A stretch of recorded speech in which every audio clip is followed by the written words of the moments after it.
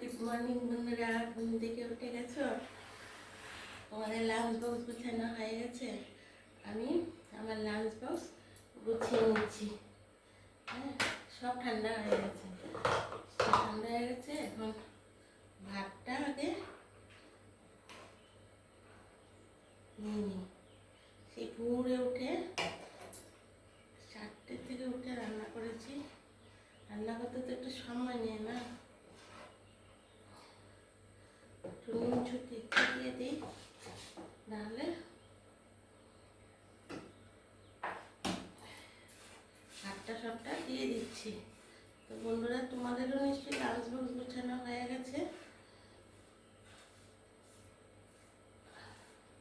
যা গরম পড়েছে, একটু যদি গরম থাকে তাহলে জিনিস সব নষ্ট হয়ে যাবে। ভাতটা আমার হয়ে গেল। ভাতটা আর একটু দেবো তরকারিগুলো। দেখো বন্ধুরা, এই সকালে একটু যা বাড়ি করে দিচ্ছি আর কি। এটা করেছি, কালকে রাতেই লাউটা কেটে ভাপ দিয়ে রেখে দিয়েছিলাম। তো সকালে উঠে একটা লাউ চিংড়ি রান্না করেছি। এই বক্স ভালো করে ধোয়া হয়েছে, কিন্তু লাউ চিংড়ি করেছি। এই গরমের মধ্যে ঠান্ডা ঠান্ডা লাউ চিংড়ি ভালো লাগবে। আর এটা মিডিয়াম সাইজ চিংড়ি, কিন্তু এটা ওই মালাইকারির মতো করেই করেছি। বড় চিংড়ি যেভাবে মালাইকারি করে, এই চিংড়িটা দিয়েও এইভাবে মালাইকারি করেছি। হাতটা একটু ধুয়ে নিই বন্ধুরা।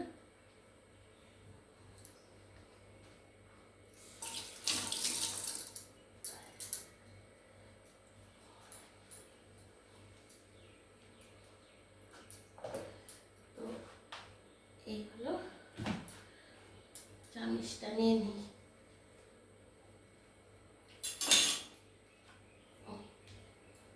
চামিচটা এখানে দুটো চামিচ আমি সবসময় দিয়ে দিই, বুঝতে পেরেছ? তো ভাতটা লাগিয়ে নিই, ভাতটা ঠান্ডা হয়ে গেছে, ঢুকিয়েও নিলাম। আর এখানে নিয়েছি বন্ধুরা, একটা পেয়ারা কেটে দিয়েছি ওকে, যদি খায়। খেতেই চায় না ফল, একটু নুন দিয়ে পেয়ারা দিয়ে দিয়েছি। আম টাম দিলে তো একদম খায় না। এই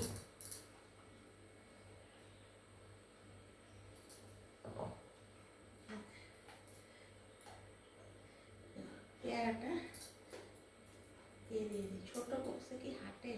বড় বক্স তো নেবেই না।